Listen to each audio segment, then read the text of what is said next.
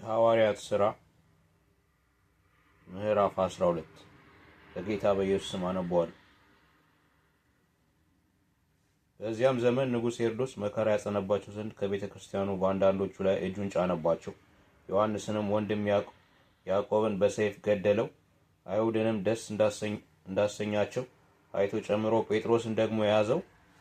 የቂጣ በዓልም ወራት ነበር። በዚያውም ጊዜ ወደ ወህኒ አገባው። ከፋሲካም በኋላ ወደ ሕዝብ ያወጣው ዘንድ አስቦ እያንዳንዱ 4 ወታደሮች ሆነው እንዲጠብቁት ለአራት ጭፍራ ክፍል አሳልፎ ሰጠው። ጴጥሮስም በወህኒ ይጠበቅ ነበር። ነገር ግን በቤተ ክርስቲያን ስለ እርሱ ወደ እግዚአብሔር ጸሎት አጥብቆ ይደረግ ነበር። ሄሮድስም ሊያወጣው ባሰበ ጊዜ በዚያች ሌሊት ጴጥሮስ በሁለት ሰንሰለት ታስሮ ከሁለት ወታደሮች መካከል ተኝቶ ነበር። ጠባቂዎቹም በደጁ ፊት ሆነው ወህኒውን ይጠብቁ ነበር። እነሆም የጌታ መልአክ ቀረበ፣ በቤትም ውስጥ ብርሃንም በራ። ጴጥሮስንም ጉዱን መጥቶ አነቃውና ፈጥነ ተነሳ አለው። ሰንሰለቶቹም ከእጆቹ ወደቁ። መልአኩም ታጠቅና ጫማን አግባ አለው። እንዲሁም አደረገ። ልብስህንም ልበስና ተከተለኝ አለው። ወጥቶም ተከተለው። ራእይንም የሚያይ ይመስለው ነበር እንጂ በመልአኩ የሚያደርገው ነገር እውነት እንደሆነ አላወቀም።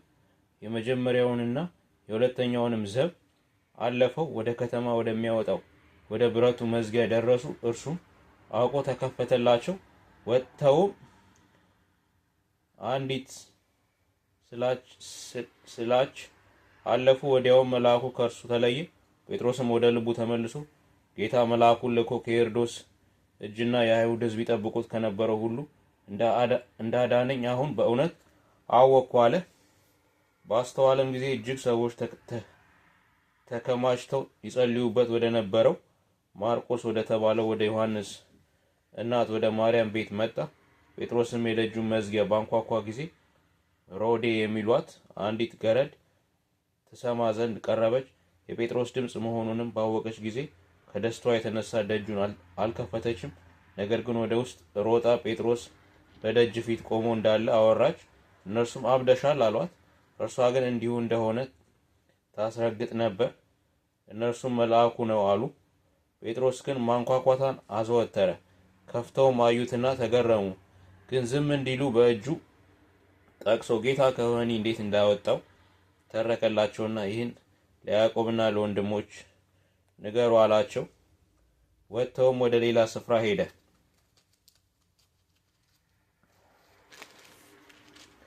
በነጋም ጊዜ ጴጥሮስን ምን አግኝቶት ይሆን ብለው በጭፍሮቹ ዘንድ ብዙ ሁከት ሆነ። ሄሮድስም አስፈልጎ ባጣው ጊዜ ጠባቂዎችን መረመረ፣ ይገድሏቸውም ዘንድ አዘዘ። ከይሁዳም ወደ ቄሳሪያ ወርደው በዚያ ተቀመጠ። ከጤሮስና ከሲዶና ሰዎችም ጋር ተጣልቶ ነበር። በአንድ ልብ ሆነውም ወደ እርሱ መጡ። የንጉሥንም ቢትወደድ ብላስጦስን እሺ አሰኝተው እርቅ ለመኑ። አገራቸው ከንጉሥ አገር ምግብ ያገኝ ነበርና በተቀጠረ ቀንም ሄሮድስ ልብስ መንግስቱን ለብሶ በዙፋን ተቀመጠ። እነርሱንም ተናገራቸው። ሕዝቡም የእግዚአብሔር ድምፅ ነው የሰውም አይደለም ብለው ጮሁ። ለእግዚአብሔርም ክብር ስላልሰጠ ያን ጊዜ የጌታ መልአክ መታው፣ በትልም ተበልቶ ሞተ። የእግዚአብሔር ቃል ግን ያድግና ይበዛ ነበር። በርናባስና ሳኦልም አገልግሎታቸውን ፈጽመው ከኢየሩሳሌም ተመለሱ። ማርቆስ የተባለውን ዮሐንስንም ከነርሱ ጋር ይዘውት መጡ።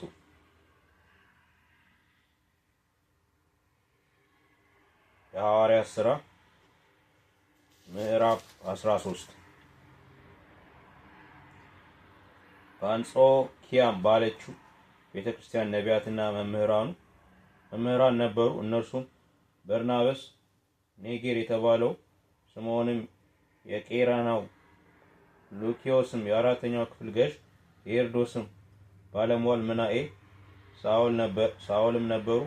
እነዚህም ጌታን ሲያመልኩና ሲጦሙ መንፈስ ቅዱስ በርናባስንና ሳኦልን ለጠሯቸው ሥራ ለዩልኝ አለ። በዚያን ጊዜ ከጦሙ ከጸለዩም እጃቸውንም ከጫኑ በኋላ አሰናበቷቸው። እነርሱም በመንፈስ ቅዱስ ተልከው ወደ ሌሌውቅያ ወረዱ። ከዚያም በመርከብ ወደ ቆጵሮስ ሄዱ። በስልማንም በነበሩ ጊዜ በአይሁድ ምኩራቦች የእግዚአብሔርን ቃል ሰበኩ። አገልጋዩም ዮሐንስ ነበራቸው። ደሴቱንም ሁሉ እስከ ጻፉ። በዞሩ ጊዜ በርያሶስ የሚሉትን ጠንቋይና ሐሰተኛ ነቢይ የሆነውን አንድ አይሁዳዊ ሰው አገኙ። እርሱም አስተዋይ ሰው ከሆነው ሰርጊዮስ ጳውሎስ ከሚባለው አገረ ገዥ ጋር ነበር። ይህም በርናባስንና ሳውልን ወደ እርሱ ጠርቶ የእግዚአብሔርን ቃል ሊሰማ ፈለገ። ጠንቋዩ ግን ኤልማስ ስሙ እንዲሁ ይተረጉማልና አገረ ገዡን ከማመን ሊያጣምም ፈልጎ ተቃወማቸው። ጳውሎስ የተባለው ሳውል ግን መንፈስ ቅዱስን ተሞልቶ ትኩር ብሎ ሲመለከተው አንተ ተንኮል ሁሉ ክፋትም ሁሉ የሞላብህ የዲያብሎስ ልጅ፣ የጽድቅም ሁሉ ጠላት የቀናውን የጌታን መንገድ ከማጣመም አታርፍምን? አሁንም እነሆ የጌታ እጅ በአንተ ላይ ናት፣ ዕውርም ትሆናለህ፣ እስከ ጊዜውም ፀሐይን አታይም አለው። ያን ጊዜም ጭጋግና ጨለማ ወደቀበት፣ በእጁም የሚመራውን እየዞረ ፈለገ። በዚያን ጊዜ አገረ ገዡ የተደረገውን ባየ ጊዜ ከጌታ ትምህርት የተነሳ ተገርሞ አመነ። ጳውሎስም ከጓደኞቹ ጋር ከጻፉ ተነስቶ የጵንፍልያ ወደምትሆን ወደ ጴርጌን መጣ። ዮሐንስም ከእነርሱ ተለይቶ ወደ ኢየሩሳሌም ተመለሰ። እነርሱ ግን ከጴርጌን አልፈው የጲስድያ ወደምትሆን ወደ አንጾኪያ ደረሱ። በሰንበትም ቀን ወደ ምኩራብ ገብተው ተቀመጡ። ሕግና ነቢያትም ከተነበቡ በኋላ የምኩራብ አለቆች ወንድሞች ሆይ ሕዝብን የሚመክር ቃል እንዳላቸው ተናገሩ ብለው ላኩባቸው። ጳውሎስም ተነሳና በእጁ ጠቅሶ እንዲህ አለ። የእስራኤል ሰዎችና የእግዚአብሔርን የምትፈሩት ሆይ ስሙ። የዚህ የእስራኤል ሕዝብ አምላክ አባቶቻችን መርጦ በግብፅ አገር በእንግድነት ሳሉ ሕዝቡን ከፍ ከፍ አደረጋቸው። ከፍ ባለችውም ክንዱ ከዚያ ወጣቸው። በበረሃም 40 ዓመት ያህል መገባቸው። በከነዓንም አገር 7 አሕዛብን አጥፍቶ ምድራቸውን አወረሳቸው። ከዚህም በኋላ እስከ ነቢይ እስከ ሳሙኤል ድረስ 450 ዓመት ያህል መሳፍንትን ሰጣቸው። ከዚያም ወዲያ ንጉሥን ያነግስላቸው ዘንድ ለመኑ። ሕገ እግዚአብሔርም ከብንያም ወገን የሚሆን ሰው የቄስን ልጅ ሳኦልን 40 ዓመት ሰጣቸው። እርሱንም ከሻረው በኋላ ዳዊትን በእነርሱ ላይ እንዲነግስ አስነሳው። ሲመሰክርለትም እንደ ልቤ የሆነ ሰው ፈቃዴንም ሁሉ የሚያደርግ የእሴይ ልጅ ዳዊትን አገኘው አለ። ከዚህም ሰው ዘር እግዚአብሔር እንደ ተስፋው ቃል ለእስራኤል መድኃኒትን እርሱም ኢየሱስን አመጣ። ከመምጣቱም በፊት ዮሐንስ አስቀድሞ ለእስራኤል ሕዝብ ሁሉ የንስሐን ጥምቀት ሰብኮ ነበር። ዮሐንስም ሩጫውን ሲፈጽም ሳለ እኔ ማን እንደሆንኩ ታስባላችሁ? እኔስ እርሱን አይደለሁም። ነገር ግን እነሆ የእግሩን ጫማ ፈታ ዘንድ ከማይገባኝ ከኔ በኋላ ይመጣል ይል ነበር። እናንተ ወንድሞቻችን የአብርሃም ዘር ልጆች ከእናንተ መካከልም እግዚአብሔርን የምትፈሩ ሆይ ለእናንተ የዚህ የመዳን ቃል ተላከ። በኢየሩሳሌም የሚኖሩ ሰዎችና አለቆቻቸው እርሱንና በየሰንበቱ የሚነበቡትን የነቢያትን ድምጾች ስላላወቃችሁ በፍርዳቸው ፈጽመዋልና ለሞትም የሚያደርስ ምክንያት አንድ ስንኳ ባያገኙበት ይገድለው ዘንድ ጲላጦስን ለመኑት። ስለ እርሱም የተጻፈውን ሁሉ በፈጸመ ጊዜ ከእንጨት አውርደው በመቃብር አኖሩት። እግዚአብሔር ግን ከሙታን አስነሳው። በሕዝብም ዘንድ ምስክሮች ለሆኑት ከእርሱ ጋር ከገሊላ ወደ ኢየሩሳሌም ለወጡት። ብዙ ቀን ታያቸው። እኛም ለአባቶች የተሰጠውን ተስፋ የምስራቹን ለእናንተ እንሰብካለን። ይህን ተስፋ እግዚአብሔር በሁለተኛው መዝሙር ደግሞ አንተ ልጄ ነህ፣ እኔ ዛሬ ወለድኩ ተብሎ እንደተጻፈ ኢየሱስን አስነስቶ ለእኛ ለልጆቻቸው ፈጽሟልና እንደገናም ወደ መበስበስ እንዳይመለስ ከሙታን እንዳስነሳው እንዲህ የታመነውን የዳዊትን ቅዱስ ተስፋ ሰጣችኋለሁ ብሏል። ደግሞ በሌላ ስፍራ ቅዱስህን መበስበስህን ያይ ዘንድ አትሰጠውም ይላልና። ዳዊትም በራሱ ዘመን የእግዚአብሔርን ሐሳብ ካገለገለ በኋላ አንቀላፋ፣ ከአባቶቹም ጋር ተጨምሮ መበስበስን አየ። ይህ እግዚአብሔር ያስነሳው ግን መበስበስን አላየም። እንግዲህ ወንድሞች ሆይ በእርሱ በኩል የኃጢአት ስርየት እንዲነገርላችሁ በሙሴም ሕግ ጸድቁበት ዘንድ ከማይቻላችሁ ሁሉ ያመነ ሁሉ በእርሱ እንዲጸድቅ በእናንተ ዘንድ የታወቀ ይሁን። እንግዲህ እናንተ የምትነቁ እዩ፣ ተደነቁም፣ ጥፉም። አንድ ስንኳ ክላችሁ የማታምኑትን ስራ በዘመናችሁ እኔ ሰራለሁና ተብሎ በነቢያት የተነገረው እንዳይደርስባችሁ ተጠንቀቁ።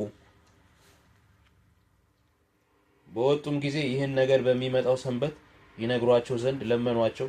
ጉባኤውም ከተፈታ በኋላ ከአይሁድና ወደ ይሁዳኒት ገብተው ከሚያመልኩ ብዙዎች ጳውሎስንና በርናባስን ተከተሏቸው።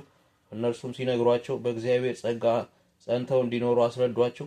በሁለተኛውም ሰንበት ከጥቂቶቹ በቀር የከተማው ሰው ሁሉ የእግዚአብሔርን ቃል ይሰሙ ዘንድ ተሰበሰቡ። አይሁድም ብዙ ሕዝብ ባዩ ጊዜ ቅናት ሞላባቸው። እየተሳደቡም ጳውሎስ የተናገረውን ቃል ተቃወሙ። ጳውሎስንና በርናባስን ገልጠው የእግዚአብሔርን ቃል አስቀድሞ ለእናንተ ይነገር ዘንድ ያስፈልጋል። ከገፋችሁትና የዘላለም ሕይወት እንዳይገባባችሁ በራሳችሁ ከፈረዳችሁ ግን እነሆ ወደ አሕዛብ ዘወር እንላለን። እንዲሁ ጌታ እስከ ምድር ዳርቻ ድረስ ለማዳን ትሆን ዘንድ ለአሕዛብ ብርሃን አድርጌአለሁ ብሎ አዞናል አሉ። አሕዛብም ሰምተው ደስ አላቸው፣ የእግዚአብሔርንም ቃል አከበሩ። ለዘላለም ሕይወትም የተዘጋጁ ሁሉ አመኑ። የጌታም ቃል በአገሩ ሁሉ ተስፋፋ። አይሁድ ግን የሚያመልኩትን የከበሩትንም ሴቶችንና የከተማውን መኳንንት አወቁ። በጳውሎስና በበርናባስ ላይ ስደትን አስነስተው ከሀገራቸው አወጧቸው። እነርሱ ግን የሀገራቸውን ትቢያ አራገፉባቸው። ወደ ኢቆንዮን መጡ። በደቀ መዝሙርቱም ደስታና መንፈስ ቅዱስ ሞላባቸው። እናመሰግናለን።